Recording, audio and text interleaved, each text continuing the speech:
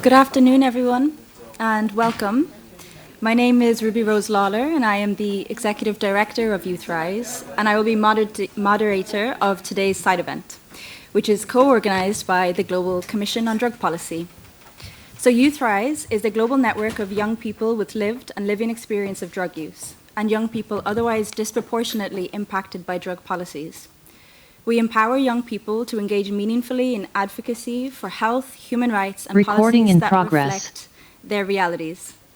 Founded in 2006, we turned 20 this year, Youth Rise was established in response to the lack of youth representation in drug policy and harm reduction discussions. Since our inception, we have played a pivotal role in mobilizing youth participation at key international, regional, and national advocacy platforms. We develop research, tools, and resources to support these efforts, while also delivering impactful training sessions worldwide to build the capacity of young people to advocate for evidence-based drug policies. Youth Rise is recognized as a global leader in ensuring that marginalized youth have a seat at the table in decision-making processes that affect their lives. So, as you can see in this slide behind me, which isn't there. We have a long list of co-sponsors. I'm not going to get into the long list. I think it would take me a full minute of my 5 minutes I have. But we are especially grateful to all of them for making this conversation possible and for their continued commitment to youth-centered, rights-based approaches. So thank you.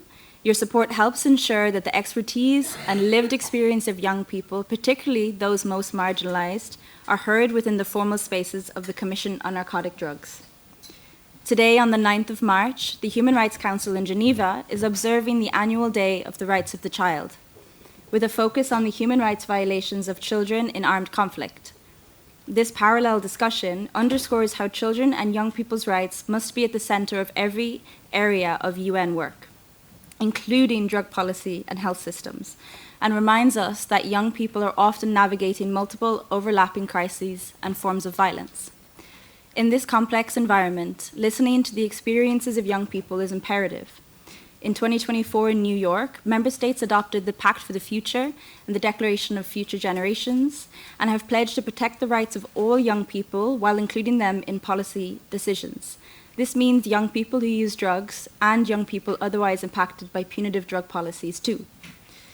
As part of a project led by the Global Commission on Drug Policy, Youth Rise conducted consultations with young people in diverse regions to understand how drug policies are shaping their lives, rights, and access to care. Based on this process, young people consistently stressed 3 points. 1, services are often unavailable or unsuitable for them. 2, punitive approaches deepen stigma, fear, and exclusion rather than supporting their health and well-being. And 3, that youth want to be meaningfully involved in the design, implementation, and evaluation of the policies that impact them. So what does it look like when services are truly youth-friendly, rights-based, and grounded in the realities of young people's lives? And how can we build comprehensive care systems that take into consideration the experiences of young professionals, meaning young peers, young service providers, young doctors, young researchers, and advocates, in harm reduction, prevention, and treatment? Today's side event aims to explore these questions. I'm very happy to welcome the distinguished speakers joining us today, and I thank you for being part of this discussion.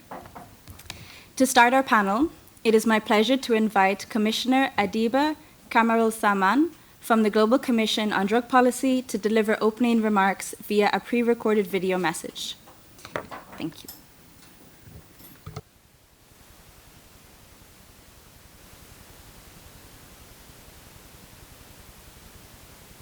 Distinguished guests, colleagues, and friends, good afternoon.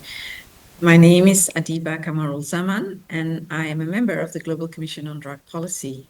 I've also recently been appointed by the UN Secretary General to serve on the independent expert panel tasked with evaluating the international drug control architecture and providing actionable recommendations to the Commission on Narcotic Drugs. Before we begin, I would like to thank all the co-sponsors of this event and my sincere appreciation to our co-organizers, Youth Rise. They have been a valued partner in our work, examining the effects of drug policies on children and young people. This work will culminate in a policy brief to be released next month, elements of which I will touch on today. Resolution 68/6, which established the independent expert panel, calls for consultations with a broad range of stakeholders, civil society, academia, youth groups, the private sector, and others. The speakers here today reflect that vision: youth, frontline service providers, clinicians, researchers, and advocates. Their perspectives are essential, and this inclusive approach remains central to our work.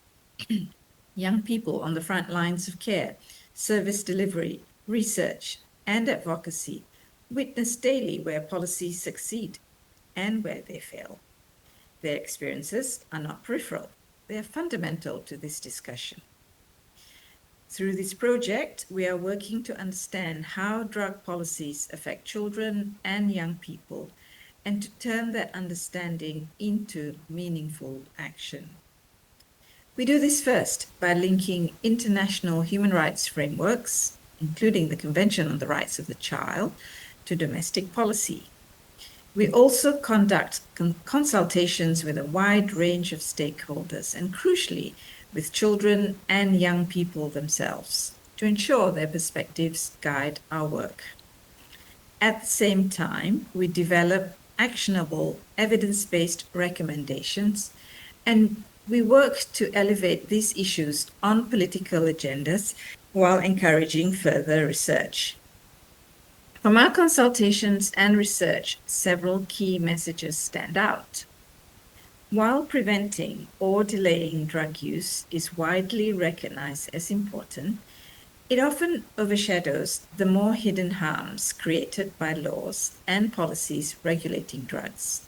Secondly, punitive approaches can extend surveillance and coercion into spaces that should be protective, such as schools, clinics, and residential institutions. Thirdly, children who use drugs are often denied essential health services due to age restrictions, stigma, or lack of youth-specific programs. Law enforcement disproportionately affects minority and indigenous communities. And lastly, aggressive drug control strategies, including militarized crackdowns and eradication campaigns, can put children at risk of displacement, exposure to harmful chemicals, and violence. Now, despite these challenges, there is reason for optimism. Evidence-based, health-centered approaches, including harm reduction education, community programs, and expanded access to services have demonstrated positive outcomes for prevention and well-being. As member states reflect on 10 years since the Young Gas on Drugs, which incidentally carried the slogan, "A better tomorrow for today's youth," we must ask, was this merely a slogan, or has it really guided meaningful action? By centering the voices of children and young people and ensuring their meaningful participation, we can turn commitments and slogans into action, creating a truly better tomorrow for today's youth. Thank you, and please do keep an eye out for our policy brief, which we hope to launch next month. Thank you, Commissioner Adiba. I now invite Dr. Annette Binder to take the floor. Dr. Binder is a physician at the University Hospital Tübingen at the German Center for Mental Health, as well as a member of the UNODC Young Doctors Network, working at the intersection of clinical practice, mental health, and drug policy. Over to you. Yeah, thank you so much for inviting me to this panel today. And I would also like start by thanking you, RISE, for organizing this side event and the co-sponsors for supporting this important topic. Today I want to talk about a topic that is often overlooked in drug policy discussions: children and families of people with opioid use disorder. When parents have access to effective, evidence-based treatment, including opioid agonist treatment, the benefits extend far beyond the individual. Today, I would like to show why improving access to these treatments is not only a health intervention, but also an important step to strengthening families. Opioid use disorder is widely understood as a chronic and treatable health condition. It is associated with high mortality and strong social vulnerability. Opioid agonist treatment, such as methadone or buprenorphine, is the most evidence-based treatment we currently have.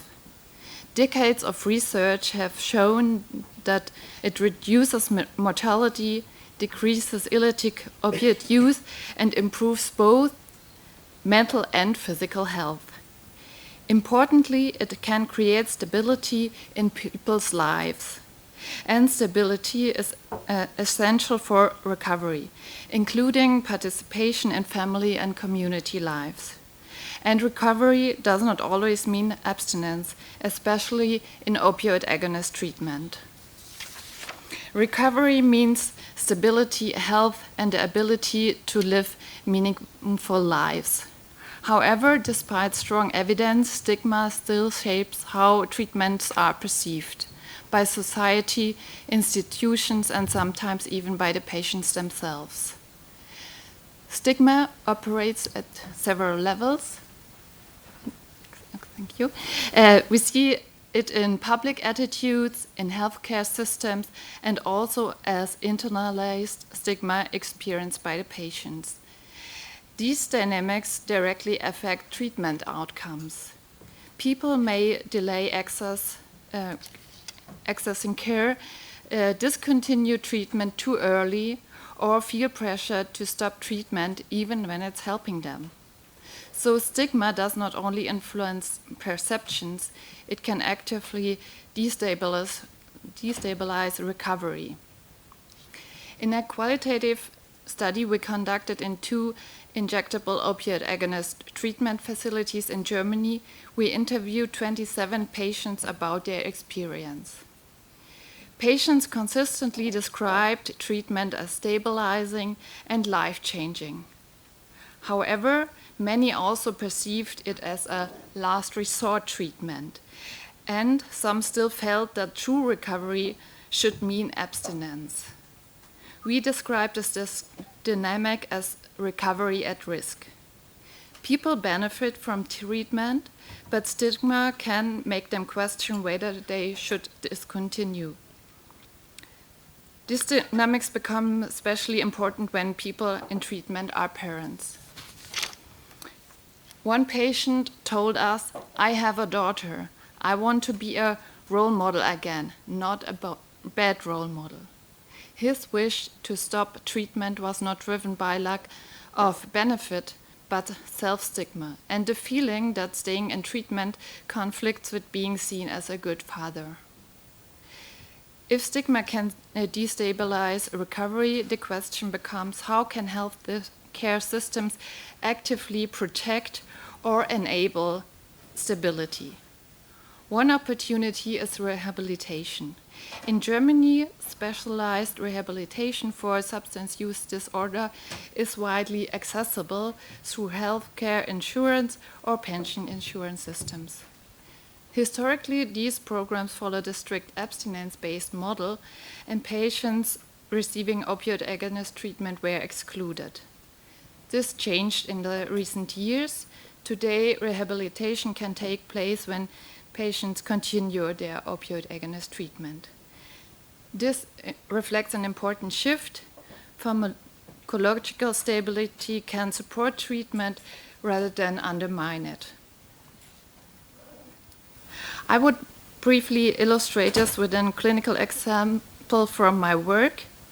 A patient now in her mid-30s developed a substance use disorder at the age of 16 after significant psychosocial stress, including the loss of her father. At 18, she started opioid agonist treatment, the earliest possible in Germany.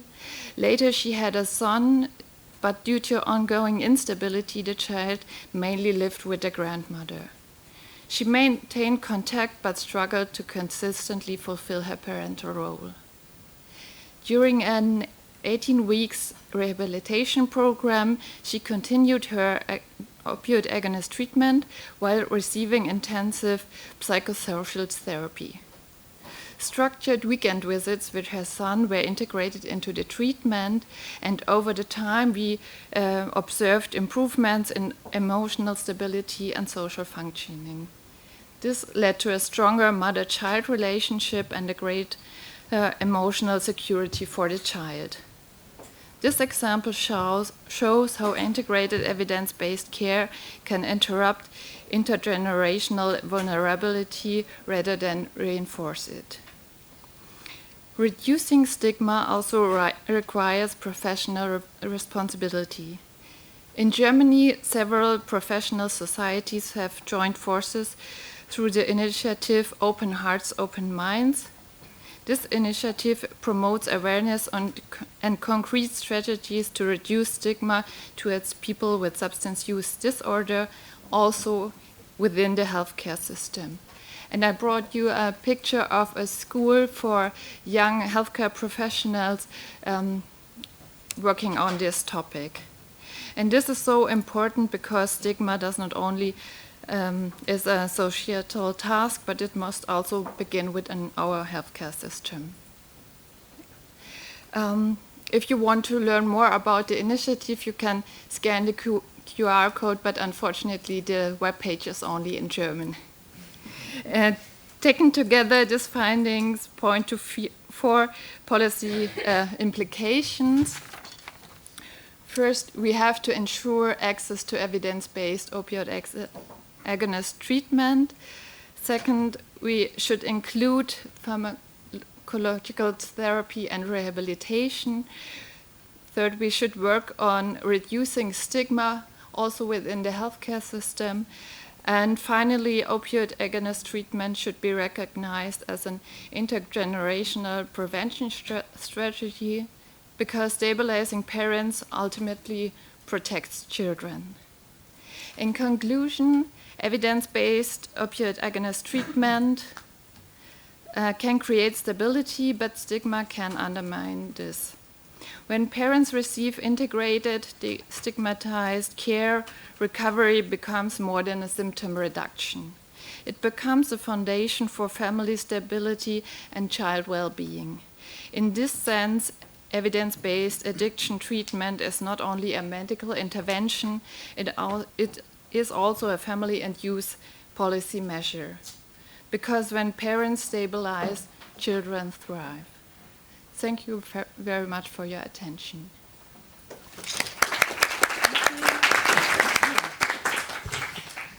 Thank you so much, Dr. Winder, for highlighting that destigmatization and ensuring access to, as you said, evidence-based opioid agonist treatment is not only a clinical issue, but also a youth protection and intergenerational prevention strategy. So I now invite Clara Halsinger. Clara is a counselor with Check It, Vienna, which is a peer-based prevention, harm reduction, drug checking, and counseling service housed in this very city. Over to you. Yes, I also want to start by saying thank you for organizing this side event and for having me. In this presentation, I will present to you Check It Peers, which is the peer project that we have here in Vienna. And yes, my name is Clara Holzinger. I am a social worker. I work at Check It, which is the organization that Check It Peers stems from. But I'm also a former peer, so I was a peer for 2 years. So I bring a little bit of expertise about this issue. Okay, so first I will quickly tell you what my presentation will cover. First of all, I will give a quick introduction into what Check It is, and then I will tell you about our project Check It Peers. Then I will go into the advantages of peer-led work in the field of harm reduction, and I will also talk about the barriers we face with our peer-led project at Check It, but also other peer-led projects face. And then I will go into a quick summary. So here I brought a picture of our peer team. Here you can see the peers, but as I said, first I want to give a quick introduction into what Check It is. So Check It is an addiction prevention organization from the Suchthilfe Wien, which is the biggest institution for addiction care in Vienna.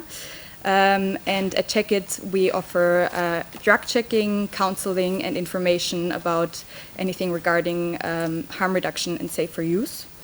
And then Check It Peers is a branch of Check It that is aimed at outreach work in public spaces and is aimed at young people who use substances or alcohol recreationally. So as I said, the team, you can see it on the in the picture, is a team of 18 to 30-year-old people who went through a training period before they started to work as peers. So at Check It, they get a very extensive training into what addiction prevention and harm reduction is like before they start to work as a peer. And then, as I said, this project is aimed at doing outreach in public spaces or at events that are directed at young people. And there they offer, the peers offer short consumption reflections or short consultations, or they can immediately, or they can connect them to Check It or other organizations if that is needed. So now I will get into the advantages of peer-led harm reduction services. So there are not only advantages for service users, but also for institutions that offer these kinds of projects. So I will first tell you about advantages for service users. So as I said, this is a very low threshold approach. So this outreach work is a very low threshold approach, and it's about meeting young people where they are, not only locally, but also in their reality, in their lifestyle. And approaching them as peers builds up trust more than maybe if an older person who looks very professional would approach them. And it creates identification, and it makes it easier to talk about certain things maybe. It's about flattening institutional and educational hierarchies with peer-to-peer education, and it's about making education more informal and making it more fun so that people can take more information away with them. It also might be the first encounter that these young people have with a healthcare organization. So if it makes a good impression, then maybe if later in life there comes a point when they will have to when they have more problems with addiction or other healthcare issues, then the barrier to approach an institution will be lowered because they have a good experience with the Check It peer, for example. And now, as I said, I will get into the advantages that institutions have from peer projects. So first of all, it establishes credibility with the group that the institution or our institution, for example, wants to reach, and it ultimately brings us closer to the group we want to reach. Peers can also be used as a resource for institutions to gather information about young people, about which clubs are important for young people right now, where they meet, what kind of substances they consume, so that they can bring it back to the institution, and then the services of the institutions can stay relevant. So ultimately, it's a knowledge transfer of peers bringing out and spreading information, but also bringing information back to the institution. Now I will get into the challenges that we face with our peer project. So, as I said, the peers at Check It go through a training period, and it's very professionalized, which is a good means for quality control, but it also means that it's not available to every young person to become a peer themselves, because they need this time to do the training before they can start the job.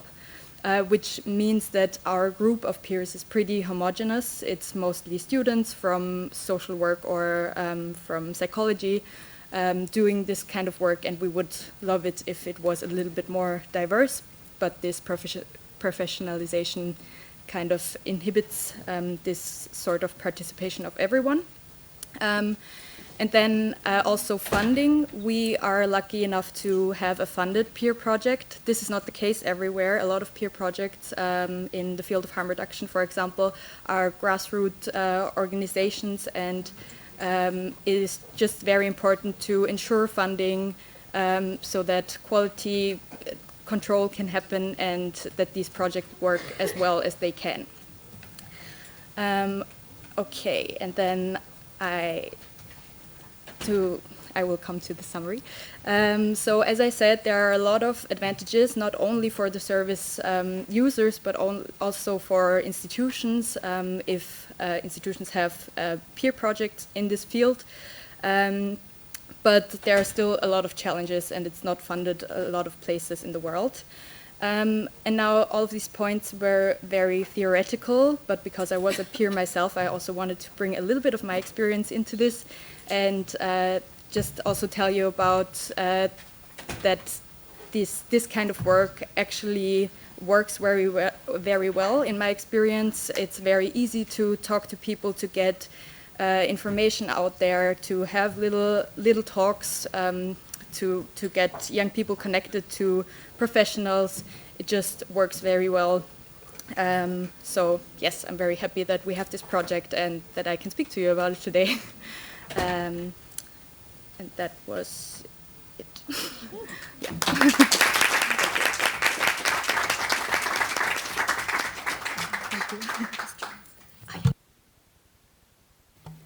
Thank you so much, Clara, for showing how peer projects like Check It make services more accessible and trustworthy for young people, as we've just heard, and for underlining why sustainable support for peer work is essential and can integrate both prevention and harm reduction efforts. So I now invite our final speaker, Vincentius Asvian, who is a program manager at Inti Muda Indonesia and a member of the International Working Group of Youth Rise.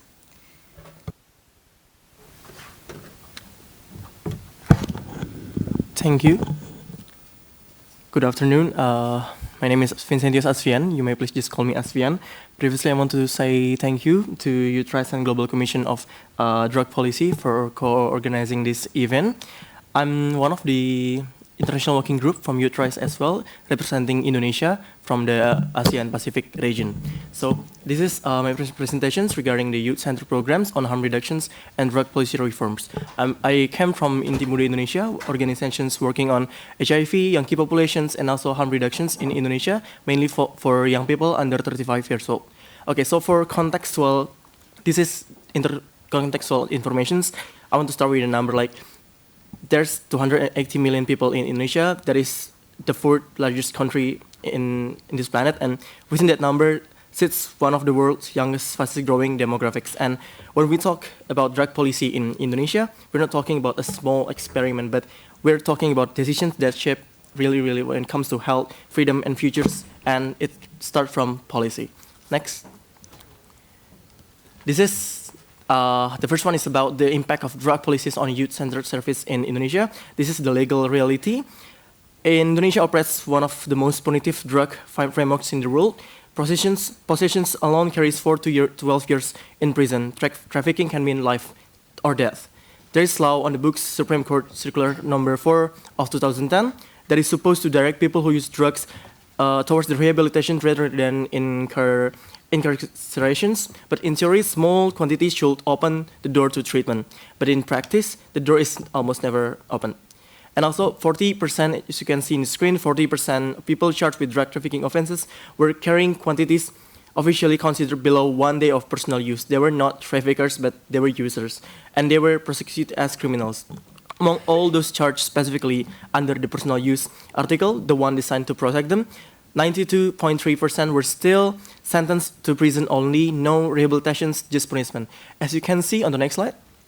But this is the contradictive sides in Indonesia when it comes to drug policies. What Indonesia is, besides of the full punitive countries, we are also a country that is having this kind of mandatory rehabilitations on paper. But in reality, you can see that among those charged specifically under the personal use, 92.3% I said is sentenced to prison only. Like there's still a huge amount of person, especially young people, who are not direct to the healthcare services, which is rehabilitations. But it's also contradictory to, I think UNODC several years ago published a report that only 12%, around 12% of drug usage that is affecting health. So it's kind of a problem. That is why Indonesia make it a full punitive and also mandatory rehabilitations for drug use in this country.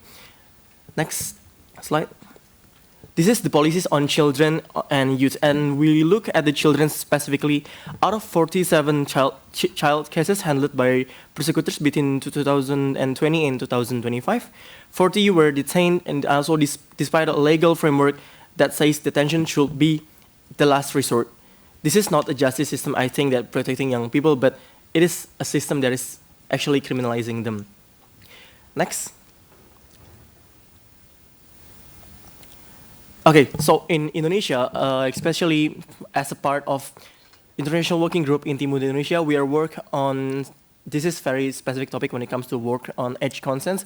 I think when we speak about young people, the most specific aspect or background that we can see is the number, the age background. So we can say, okay, the young people is between 18 to 24 or 18 to 35, but in Indonesia, there is this kind of specific problem when it comes to child who use drugs or even young people who use drugs under 18 years old. So we are working this specifically on age consent.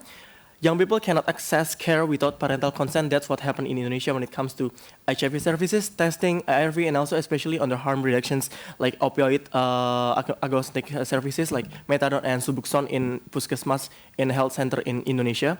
And we're working on it, for example, like for the teenager who uses drugs, is living with HIV or needs harm reduction support, going home to ask parents permission is not just impractical. It can be dangerous. It can mean exposure, rejection, or even violence.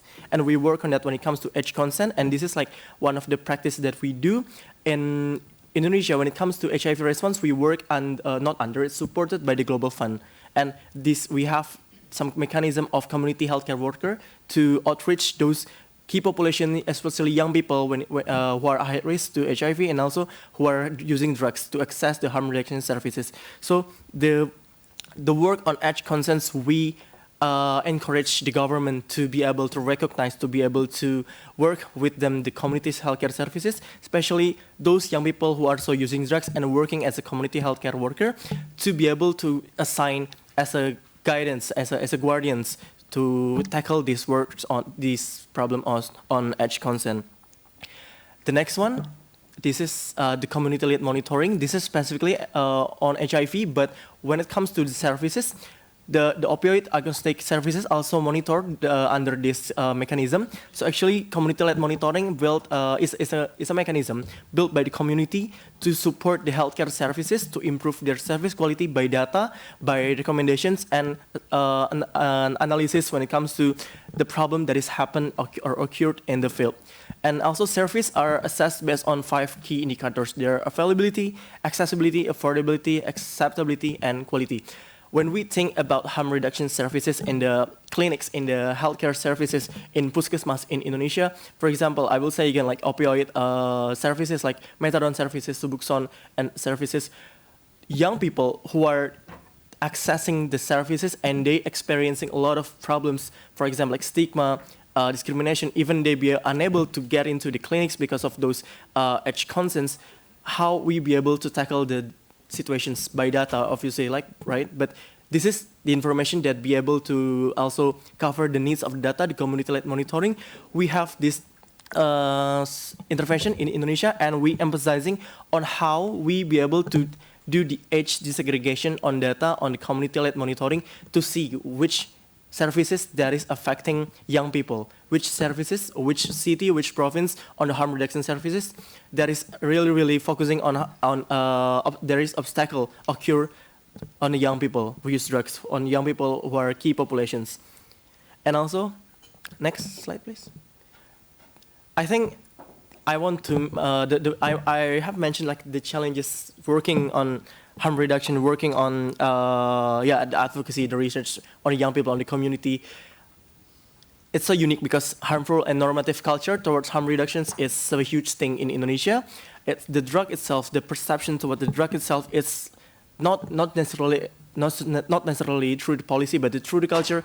It's directly to punishment, to the jail, anything. But it's less of health approach. The second one is obviously I want to say about the funding cuts and also shrinking civil society spaces in Indonesia, especially young people organizations and also organizations of people who use drugs facing a really, really huge problem when it comes to these situations, and also stigma discrimination within the health system itself. And under 18 years old, harm reduction still treated as a controversial that I mentioned earlier when it comes to age consent and lack of age disaggregated data. I think when it comes to data, this is the thing that we in Indonesia always fight in. Okay, we need to do age disaggregation data so we be able to have data to advocacy, to be able to have this recommendation for policy, for a policy that is actually more friendly to us, to young people. But there are some kind of best practices, I would say. The first one is health-based, non-punitive approach.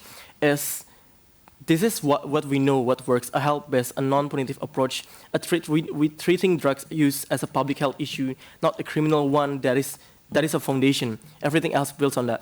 And peer-led outreach services reach young people that formal health system, and also young people trust other young people. It's like a peer support workers that are not a nice addition to a program. That is a nice addition to a program. They're often the program. And also the training health workers to be youth friendly. And the last one is the thing that I want to highlight from Youth. We have this publication called Full Spectrum Harm Reduction Approach. It's some kind of a gate for everyone to be able to see how is young people, how is harm reduction be able to we perceive when it comes to speaking on young people. What is the full spectrum? What is the needs of harm reductions when it comes to young people? I think this is some kind of a really best practice that you guys can see and you guys can learn when it comes to what interventions that is needed the best for young people. You can see in the publication. So those are challenges. Those are the best practices and also the thing that we did in Youth in Indonesia when it comes to youth center program on harm reduction and drug reform intervention. And I think next one, I have this kind of recommendations for organization and also for the government. I want to mention when it comes to the government first, it's really important when it comes to the community, let them lead, not just like to participate, but to let them lead when it comes to interventions, and please invest in more specific, that I will say again, disaggregated data on young people in every variable of kind of work that you do, and create also accountability mechanism that involve communities, for example, like CLM itself. And the last one is invest in communities directly for their sustainability. And last but not least, for organizations, to the peers, please always, it's really important for us to target the specific strategic areas. For example, like in Indonesia, Inti Muda Indonesia, we work like directly every day to support, like to intervene the Global Fund supported program, because when we already know where is the strategic ones, the impact's gonna be strategic, the impact's gonna be abroad as well. The second one is us also invest in community strengthening, especially regeneration to the younger generations, because when it comes to young people, and when we're speaking about how young people be able to engage in all this harm reduction process, we need to invest as well to the younger generations when it comes to regenerations. And the last one is how I'm doing here with Youth through International Working Group, work through coalition and consortium to join utilize data programs and also resources. So I think that's all from me. Thank you so much.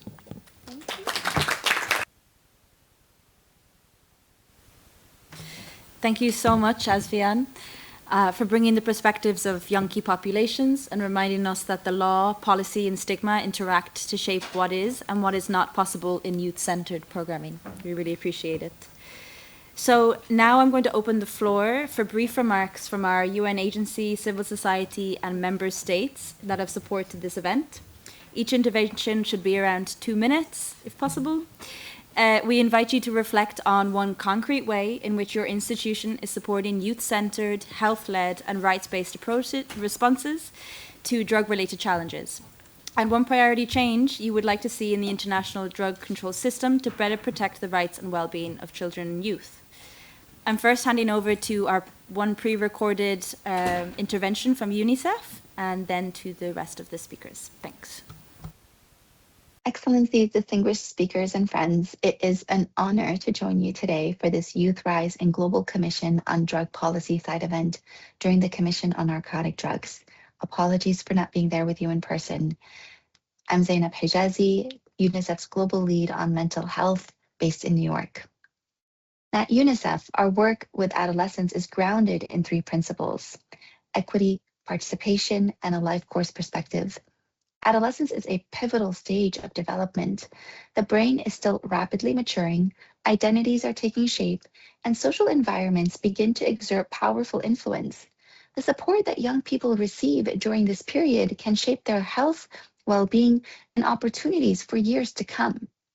For this reason, responses to drug-related challenges affecting adolescents must be firmly rooted in youth-centered, health-led, and rights-based approaches. This means moving away from punitive responses and toward developmentally appropriate support that recognizes adolescents' evolving capacities while fully upholding their rights under the Convention on the Rights of the Child. UNICEF works with governments to strengthen child and adolescent responsive systems that prioritize prevention, early identification, and access to voluntary, evidence-informed care. This includes integrating age-appropriate substance use screening and brief interventions into primary healthcare, school health programs, and community platforms with strong safeguards for confidentiality and clear links to mental health services, given the high co-occurrence between mental health challenges and substance use. But a truly adolescent-centered response goes further. It means meaningfully engaging young people themselves, not only as beneficiaries of services, but as partners in shaping solutions. When young people's voices and lived experience inform policies and programs, services become more trusted, more accessible, and ultimately more effective. It also means investing in the environments that support adolescents to thrive, schools that build life skills and social emotional learning, parents and caregivers who are supported in their role, including adolescent mothers and families navigating substance use challenges, peers who reinforce positive norms, and communities that reduce stigma rather than deepen exclusion. Increasingly, digital platforms, when designed with appropriate safeguards, can also extend these protective spaces by providing reliable information, confidential early support, and pathways to care. Looking ahead to UNGAS +10 and beyond, one priority stands out clearly. Drug policies must consistently align with child rights and public health principles. The international drug control system must place the best interests of children and adolescents at its center. This requires a sustained shift from control toward care, supported by investments in prevention, community-based services, integrated mental health support, and rights respecting alternatives to punitive responses. Ultimately, safeguarding the next generation requires systems that are equipped and accountable to deliver care, dignity, and partnership with young people at every level. Let us act together with urgency and unity so that every child and every young person everywhere has the opportunity not only to be protected, but to truly thrive. Thank you so much, and I wish you a wonderful and productive event. Thank you. And now we will hand over to a representative from the Czech Republic, Pavel Bem, and also representative of the Global Commission on Drug Policy. Madam Chair, thank you very much for giving me the floor. My name is Pavel Bem. I'm a psychiatrist, psychotherapist, and family system therapist, and I very much enjoyed the presentation of Dr. Binder as well as Clara Holzinger, because these are exactly the fields I'm involved in for almost 40 years. Currently, I am nominated as a Czech drug tsar, or national drug coordinator, And somehow it's not for the first time. First time it was in early 90s when I had the opportunity to design the Czech drug or Czechoslovak drug strategy. That time I was a member of the youth, young generation. Currently, for the second time in this position, I am a member of senior population. And somehow that reflects and mirror the reality of Czech drug policy as far as the priorities are concerned. So we are focused at these, not only certainly, but at these two target populations, the youth on one side and the aging population of drug users with severe addictions and severe comorbidities as far as mental health is concerned.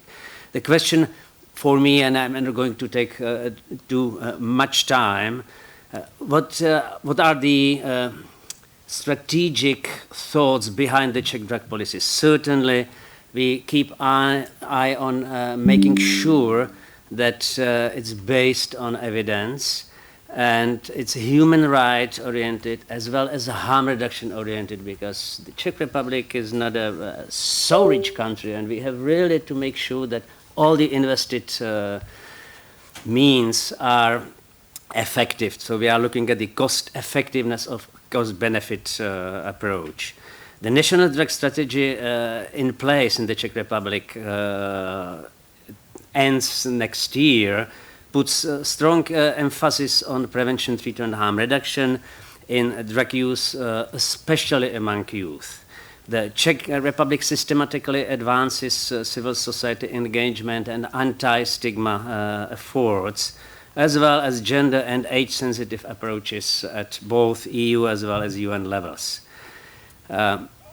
It's important for us that the human rights principles continue to be safeguarded and health remains in the center of drug policy, and the young people with lived experience should be included in the formation of drug policy. It's not easy to do it as far as, for example, children are concerned, but we are trying to do so.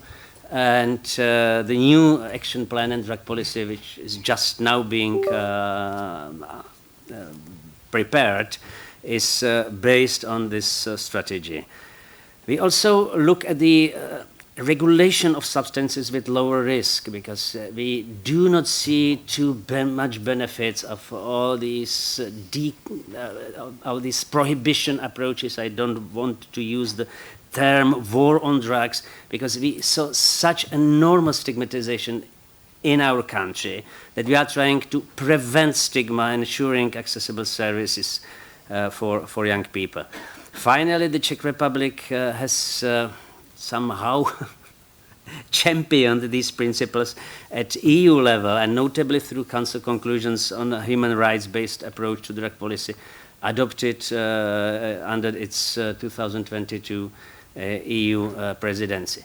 I would like finally to acknowledge the job which has been done for the last 15 years by Global Commission on Drug Policy, because I'm also a commissioner of Global Commission on Drug Policy, and I think that through the decent diplomacy and public awareness based on scientific evidence, we really reached the change since 2011 or 2012 when the Global Commission on Drug Policy has been constituted. So I'm very happy to be here and very happy just to share with you not only our experiences, but to learn from other countries. So congratulations. Thank you. Thank you so much. Thank you so much, Pavel. I really appreciate it. We have only 10 minutes left, so if people can keep it to the 2 minutes, I'd really appreciate it. So the next, I'm going to hand over to Sally from the Office of the High Commissioner on Human Rights. Thank you, and good afternoon, everyone. It's quite difficult to summarize on those two questions in 2 minutes, but I want to briefly outline some of the reports from our office, or just name them, so that I don't take up too much time. So the Office of the High Commissioner for Human Rights supports youth-centered and health-led and rights-based responses to drug-related challenges. And some of the reports that our office has been engaged with have been Human Rights Council reports from 2015 onwards. So I could name the acronyms, but I'm not going to. But I want to give a quote from one of the reports, which was former Secretary General Kofi Annan, and he said, "A criminal record for a young person for a minor drug offence can be a far greater threat to their well-being than occasional drug use." And certainly when I was listening to the presentations, it really resonated.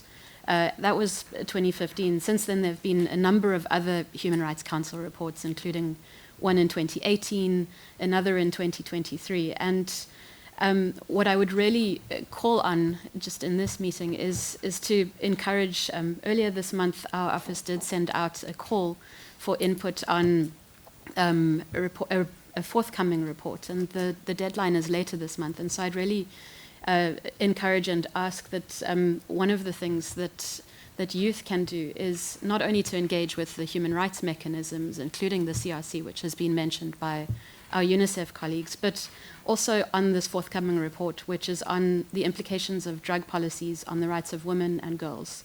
And I know that several partners in this room have probably received that invitation, but I'd be happy to circulate it as well. Thank you.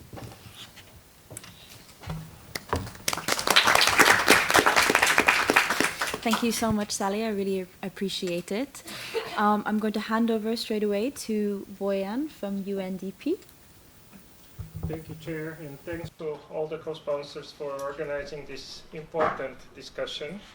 I think we saw from the presentation that there is some sort of systemic flaw of us thinking about youth as some sort of like mini adults. It's very... Oh, the mic, sorry.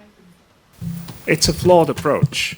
So both at the policy level and from there to the programmatic level. So we have to acknowledge that adolescence and early adulthood, they come with distinct social, legal, and health vulnerabilities, and as it was mentioned, with evolving needs. And policies, unfortunately, in many cases, including drug policies, often overlook these realities, and we face barriers to prevention, to treatment, to harm reduction services, and exclusion of young people from adequate services. So at UNDP, we try to carefully listen to youth voices. For instance, when the outgoing Global AIDS strategy was designed, we organized the feedback from youth organizations as to how these services should be tailored, and what we heard completely did not correspond to what we expected to hear. So it was a very important learning process which informed the development of the Global AIDS strategy, the one that's ending this year, is that what I'm referring to. Another thing that we tried to do at UNDP in partnership with all UNAIDS co-sponsors and in partnership with youth organizations is to look into the recommendation of the Global Commission on HIV and the Law. They are by now almost 15 years old, so a lot has been done, for instance, in research around age of consent, but a lot remains to be done, and it does not always translate to adequate policy approach in many countries. So whenever we can, we support countries through policy advice and technical support how to reform these policies.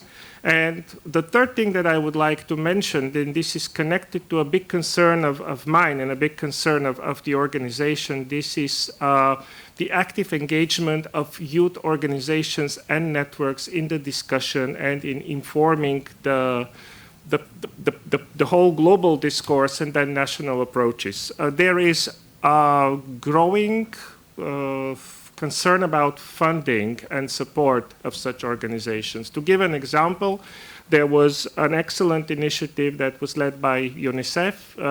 UNDP was one of the partners, that was called Legacy. And I believe Youth Rise was one of the members. So this organization, this network was providing youth-tailored resources with the active leading participation of organizations all around the world, I think over 200. on good approaches that are inclusive, and we lost the funding. So the project is put on pause, and it will be fantastic if this project is actually resurrected and catalyzed. So I just wanted to say that the international guidelines on human rights and drug policy that UNDP support, they reconcile the human rights framework with the drug control framework, and it will be very good for us to also look at the opportunities to integrate youth-sensitive responses in these reforms that are happening, that are being informed by these guidelines. So in conclusion, I just wanted to say that if we want to have health systems that truly support, as we say these days, prosperity, inclusion, and well-being, youth leadership cannot remain symbolic, and it needs real support. Thank you very much.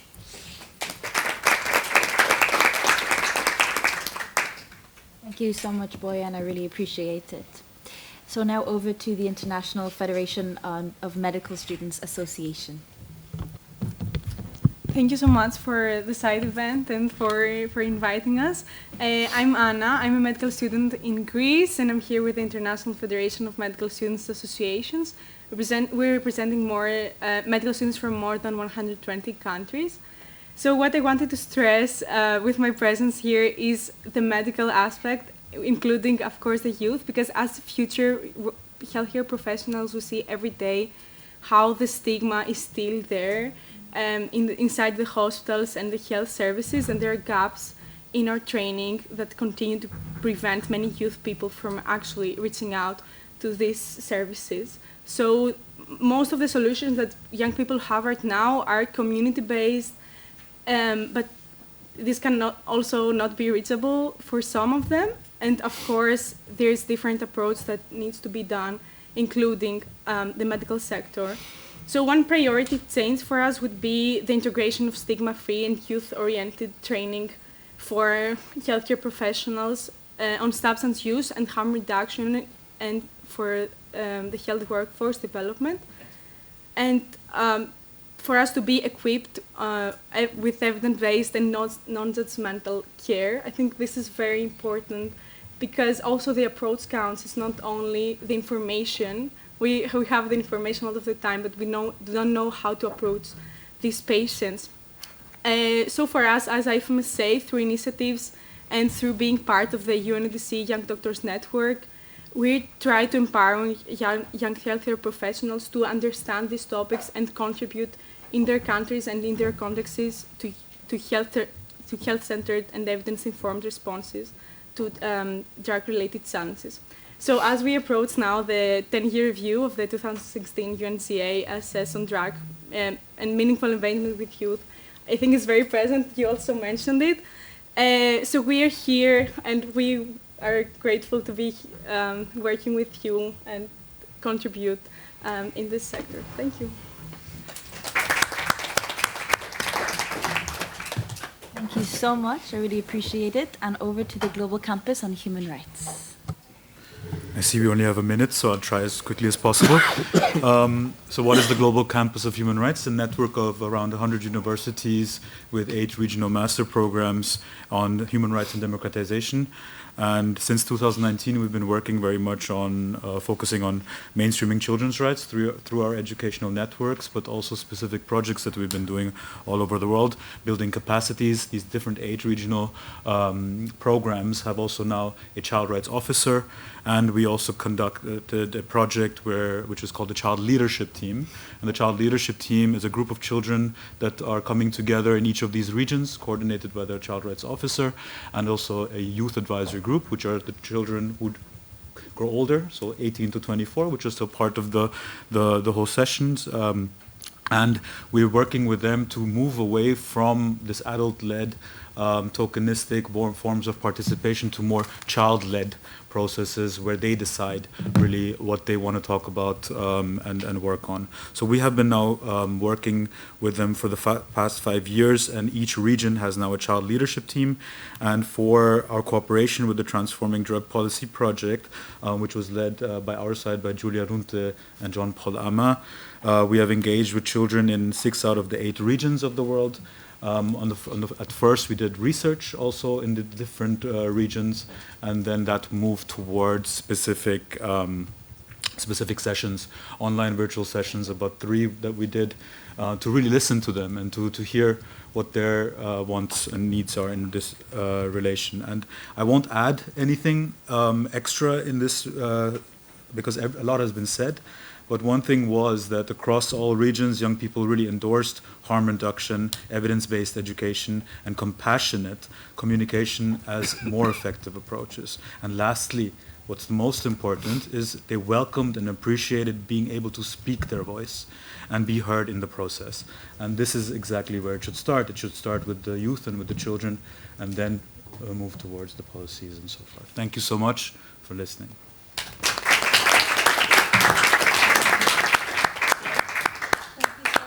That brings us to the end of this side event. I just want to take a minute to thank the co-sponsors, namely Australia, Czech Republic, Mexico, UNICEF, Office of the High Commissioner for Human Rights, UNDP, UNAIDS, International Federation for Medical Students Association, IDPC, UNAIDS, Input, Harm Reduction International, LEAP, Urinput, Release, SCOON, De Justicia, Elementa, EHRA, Correlation European Harm Reduction Network, Students for Sensible Drug Policy International, and the Global Campus for Human Rights.